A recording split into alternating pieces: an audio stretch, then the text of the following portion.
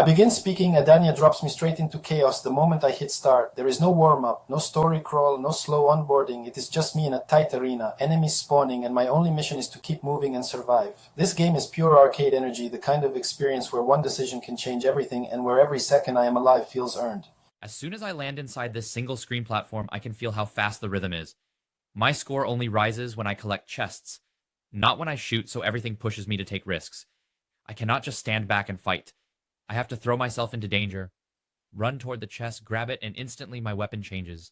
It forces me to adapt over and over. I never get comfortable, and that is exactly what makes this world thrilling. If you love arcade shooters or that feeling of one more, try This is exactly the place to be. It plays fast, it restarts instantly, and it never apologizes. Every failure, every mistake, immediately becomes a lesson. And before I can even register what went wrong, I am already back in the action. What makes Adania feel special to me is how accessible it is. I can play this on desktop with a mouse and keyboard. I can plug in a controller, or I can just tap my screen if I am on mobile. The controls adjust to the device I am using, and that means I can jump into a round anywhere I am waiting in line, sitting at home, or recording gameplay right here. There is also a layer of surprise hidden beneath the surface. A secret mode some players might stumble onto. It is not the main focus, but it is one of those little things that makes me look at the screen and think, maybe there is more happening here than I first expected. This game is unpredictable. It is aggressive. It demands that I stay awake to every moment. I feel the tension rise, I hear the sounds, I see enemies forming around me, and somehow I know the only path out is movement, agility, and quick reactions. Every match is a sprint, never a marathon. I am dropped in.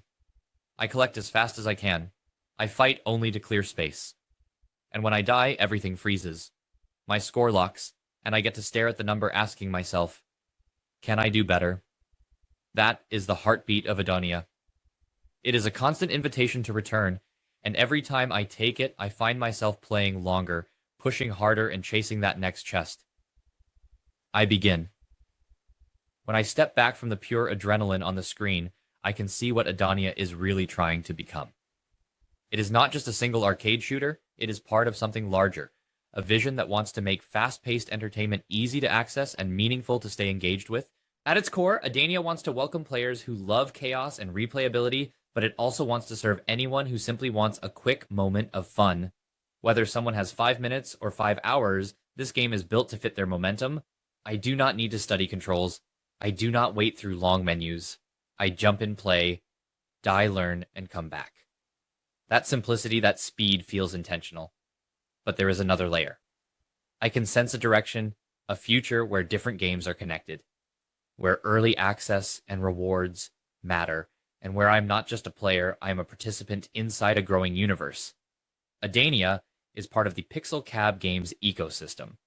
And that tells me the vision here is to build something that keeps expanding piece by piece, game by game, community by community. What stands out to me is that this world is not asking me for money just to start. Everything here is free to play. Anyone can jump in. Anyone can feel this challenge. But if I choose, I can go deeper. I can own something. And by doing that, I step into a different experience. That difference is part of the long-term objective. Giving players a way to be more than just temporary users. The Arcadians' digital collectibles connected to the universe show me where this vision is headed. They unlock real benefits, they open early builds of current and future games, and they create a space where players and creators can interact. Even product incubation is possible, meaning someone could build something new inspired by their own collectible.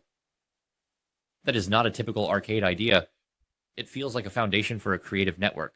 I do not have a detailed list of future dates or milestones, none of that is specified, but when I play, when I watch how these pieces connect, I can clearly see an ambition. A future where games, rewards, community conversations, and even content creation all feed into each other. For me, the vision of Adania is to bring people in through chaos and fun, and then give them reasons to stay, to belong, and maybe even help shape what comes next. I begin speaking. The moment I jump into Adania, the first thing I notice is how fast everything moves. There is no time to think, only time to act. Every round is a burst of intensity, and that is exactly what defines this game. The standout mechanic hits me right away. My score only grows when I collect chests. Not when I shoot. That single rule flips everything. It forces me to push forward, dodge and run toward danger instead of backing away. Each time I grab a chest, the score climbs and instantly my weapon changes. Sometimes I get a gun. Sometimes I get stuck with something completely different. That unpredictability means I never settle. I never get a comfort zone. I am always adapting. These arenas are tiny, but that is what makes them brilliant.